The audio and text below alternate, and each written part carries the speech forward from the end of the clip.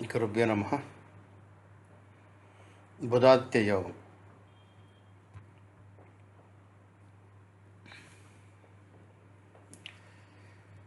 బుధ సూర్య కలయిక ఎప్పుడు ఫలిస్తుంది? చాలామంది తమ కుండలిలో సూర్యుడు బుధుడు కలిసి ఉండడం చూసి ఉత్సాహపడిపోతారు, నా దగ్గర బుధాదిత్య యోగం ఉంది అని. కానీ ప్రతి సూర్య బుధ కలయిక నిజంగా రాజయోగం లాంటి ఫలితాన్ని ఇస్తుందా? నిజం ఏంటంటే జ్యోతిషంలో ప్రతి యోగానికి దానికి సొంత షరతులు ఉంటాయి. డిగ్రీలు, దృష్టి, భావము మరియు గృహస్థితి అన్నీ కలిపి ఈ యోగం మీకు తీక్షణమైన బుద్ధిని, గౌరవాన్ని ఇస్తుందా లేదా కేవలం కాగితాల మీదనే ఉండిపోతుందా అనేది నిర్ణయిస్తుంది. బుధాదిత్య యోగం అంటే ఏమిటి? జన్మకుండలిలో సూర్యుడు మరియు బుధుడు ఒకే భావంలో అంటే ఇంట్లో ఉన్నప్పుడు బుధాదిత్య యోగం ఏర్పడుతుంది. జ్యోతిష్ శాస్త్రంలో దీని బుద్ధి, నాయకత్వ లక్షణాలు మరియు పరిపాలనా సామర్థ్యాన్ని ప్రత్యేకంగా భావిస్తారు.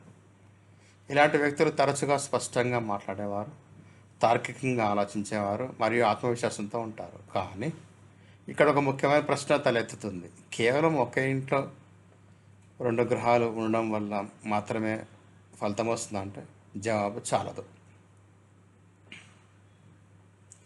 ఇక్కడ డిగ్రీల ఆట ఉంటుంది అన్నమాట. 1 నుంచి 5 డిగ్రీలు మరియు 27 నుంచి 29 డిగ్రీలు చాలా కీలకం. అపరిపక్వత మరియు అతి వృద్ధ స్థితి ఈ రెండు గ్రహాలు అనమాట. అంటే 1 నుంచి 5 అపరిపక్వత ఉంటుంది, 27 నుంచి 29 అతి వృద్ధ స్థితి అనమాట. సూర్యుడు లేదా బుధుడు 1 డిగ్రీ నుంచి 5 డిగ్రీల మధ్యలో ఉంటే కనుక వాటిని బాల్యస్థితి, చిన్న వయసులో ఉన్నట్టు పరిగణిస్తారు. అలాగే 27 నుంచి 29 డిగ్రీల వద్ద ఉంటే అతి వృద్ధమైనది, అంటే అస్థిర ప్రభావాన్ని ఇస్తాయి. అటువంటి పరిస్థితులు బుధాదిత్య యోగం యొక్క సమతుల్యత దెబ్బతినవచ్చు. ఉదాహరణకు చాలామంది విద్యార్థుల కుండలిలో యోగం ఉన్నప్పటికీ బుధుడు బలహీనమైన డిగ్రీలో ఉండడం వల్ల చదువులో అంతరాయాలు కనిపిస్తాయి. నిర్ణయం తీసుకోవాలన్న సంశయం, ఆలోచనల గందరగోళం ఇలాంటి సంకేతాలు తరచుగా కనిపిస్తాయి. పాపగ్రహాల దృష్టి యోగం మీద పడే నీడ. రాహు దృష్టి ఉంటే జాతకుడు మితిమీరిన ఆలోచనతో పడిపోతాడు. బుద్ధి తీక్షణంగా ఉంటుంది కానీ దిశ తప్పే అవకాశం ఉంది. చాలాసార్లు వ్యక్తికి గడసరి అవుతాడు, కొన్నిసార్లు నిర్ణయం ఆచరణాత్మకంగా ఉండవు.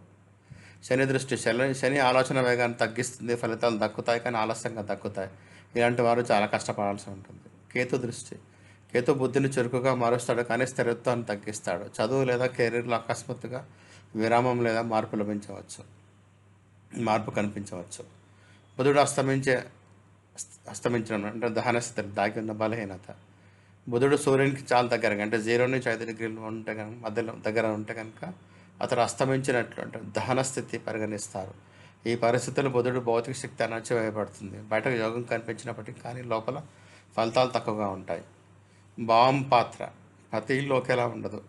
సూర్య బుధులు 6, 8, 12లో ఉంటే కనుక జీవితంలో పోరాటం ఎక్కువగా ఉంటుంది. అదే వారు కేంద్రంలో 1, 4, 7, 10 లేదా త్రికోణంలో 1, 5, 9లో ఉంటే కనుక యోగం చాలా ప్రభావవంతంగా పరిగణించబడుతుంది. ఎవరి కుండలిలో ఈ యోగం 10వ భావంలో మంచి డిగ్రీలో ఉంటుందో వారు పరిపాలన, మీడియా లేదా ప్రభుత్వ రంగాల్లో మంచి పేరు తెచ్చుకోవడం చూస్తాం.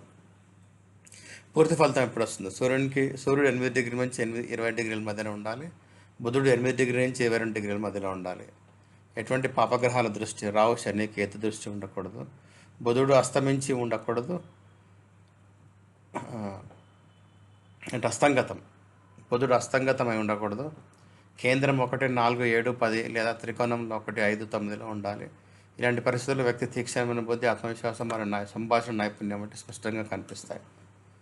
ఫలితం ఏంటంటే బుధాదిత్య యోగం బుధ సూర్యులు సైరన్ డిగ్రీలో శుభభావాలు మరియు పాపగ్రహాల దృష్టి లేనప్పుడే బలమైన ఫలితం ఇస్తుంది. బలహీనమైన డిగ్రీల్లో అస్తమించిన బుధుడు లేదా రాహు, శని, కేతు దృష్టిలో యోగం ప్రభావం తగ్గిపోతుంది. ఉపాయాలు ఏంటంటే దీనికి అటువంటి పరిస్థితుల్లో జాతకుడు మంచి జ్యోతిష్యం సలహా మేరకు 4 ముఖాల రుద్రాక్షను ధరించడం మంచిది.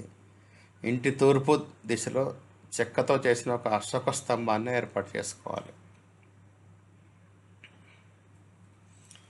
ధన్యవాదాలు. దయచేసి షేర్ చేయండి, సబ్స్క్రైబ్ చేయండి, కామెంట్ చేయండి, లైక్ చేయండి.